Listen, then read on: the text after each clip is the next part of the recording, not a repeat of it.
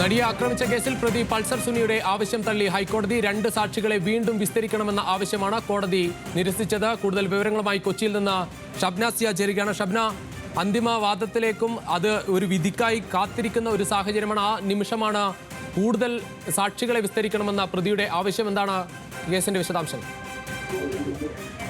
Rucheesh, forensic പരിശോധനയ്ക്കായി സാമ്പിളുകൾ ശേഖരിച്ച ഡോക്ടർ, അതുപോലെ ഫോറൻസിക് സയൻസ് ലാബോറട്ടറിയിലെ അസിസ്റ്റന്റ് ഡയറക്ടർ എന്നിവരെ വീണ്ടും വിസ്തരിക്കണം എന്നാണ് പൾസർ സുനി കോടതിയിൽ ആവശ്യപ്പെട്ടത്.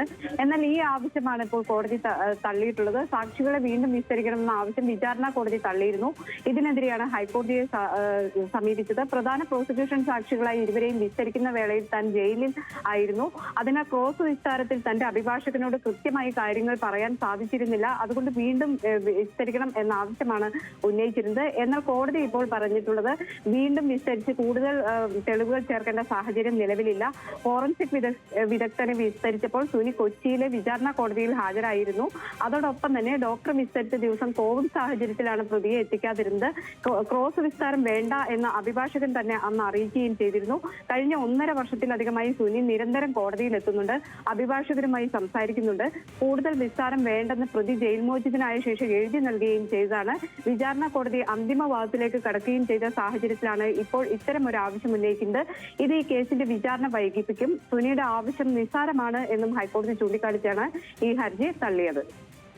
ഷബ്ന, അത് എന്തായാലും ഇത്തരം ഒരു ആവശ്യം ഈ നിമിഷം ഉന്നയിക്കുന്നത് കേസിന്റെ വിചാരണ വൈകിപ്പിക്കാൻ എന്ന് തന്നെയാണോ കരുതുന്നത്?